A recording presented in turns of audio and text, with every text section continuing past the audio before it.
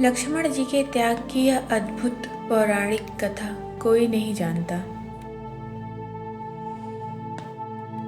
हनुमान जी की राम भक्ति की गाथा संसार भर में गाई जाती है। लक्ष्मण जी की भक्ति भी अद्भुत थी। लक्ष्मण जी की कथा के बिना श्री राम कथा पूर्ण नहीं है। अगस्त्य मुनि अयोध्या आया और लंका युद्ध का प्रसंग छिड़ गया। भगवान श्री राम ने बताया कि उन्होंने कैसे रावण और कुंभकर्ण जैसे प्रचंड वीरों का वध किया और लक्ष्मण ने इंद्रजीत और अतिकाय जैसे शक्तिशाली असुरों को मारा। अगस्त्य मुनि बोले, श्री राम, बेशक रावण और कुंभकर्ण भी प्रचंड वीर थे, लेकिन सबसे बड़ा वीर तो मेघनाथ ही था। उसने अंतरिक्ष में स्थित होकर इंद्र से युद्ध किया था और बांधकर लंका ले आया था। ब्रह्मा ने इंद्रजीत से दान के रूप में इंद्र को मांगा, तब इंद्र मुक्त हुए थे। लक्ष्मण ने उसका वध किया, इसलिए वे सबसे बड़े योद्धा हुए। श्री राम को आश्चर्य हुआ, लेकिन भाई की वीरता की प्रशंसा से वे खुश थे। फिर भी उनके मन में जिज्ञासा पैदा हुई कि आखिर अगस्त्य मुनि ऐसा क्यों कह रहे हैं कि इंद्रजीत का वध रावण से ज्यादा मुश्किल था। अगस्त्य मुनि ने कहा, प्रभु, इंद्रजीत को वरदान था कि उसका वध वही कर सकता था जो 12 वर्षों तक न सोया हो, जिसने 12 साल तक किसी स्त्री का मुख न देखा हो और 12 साल तक भोजन न किया हो। श्री राम बोले, परंतु मैं वनवास काल में 12 वर्षों तक नियमित रूप से लक्ष्मण के हिस्से के फल फूल देता रहा। मैं सीता के साथ एक कुटी में रहता था, बगल की कुटी में लक्ष्मण थे। फिर सीता का मुख भी न देखा और 12 वर्षों तक न सोए हो, ऐसा कैसे संभव है।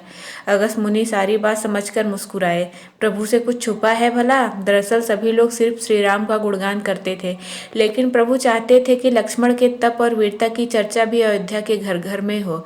अगस्त्य मुनि ने कहा, क्यों न लक्ष्मण जी से पूछा जाए। लक्ष्मण जी आए। प्रभु ने कहा कि आपसे जो पूछा जाए उसे सच सच कहिएगा। प्रभु ने कहा, हम तीनों 14 वर्ष तक साथ रहे, फिर तुमने सीता का मुख कैसे नहीं देखा? फल दिए गए फिर भी अनाहारी कैसे रहे? और 14 साल तक सोए नहीं, यह कैसे हुआ? लक्ष्मण जी ने बताया, भैया, जब हम भाभी को तलाशते ऋषमुख पर्वत पर गए तो सुग्रीव ने हमें उनके आभूषण दिखाकर पहचानने को कहा। आपको स्मरण होगा कि मैं तो सिवाय उनके पैरों के नुपुर के अलावा कोई आभूषण नहीं पहचान पाया था, क्योंकि मैंने भी कभी भी उनके चरणों के ऊपर देखा ही नहीं। 14 वर्ष नहीं सोने के बारे में सुनिए। आप और माता कुटिया में सोते थे, मैं रात भर बाहर धनुष पर बाण चढ़ाए पहरेदारी में खड़ा रहता था। निद्रा ने मेरी आंखों पर कब्जा करने की कोशिश की तो मैंने निद्रा को अपने बाणों से भेद दिया था।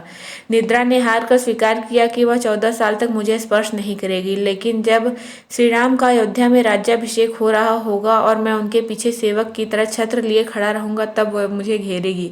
आपको याद होगा, राज्याभिषेक के समय मेरे हाथ से छत्र गिर गया था।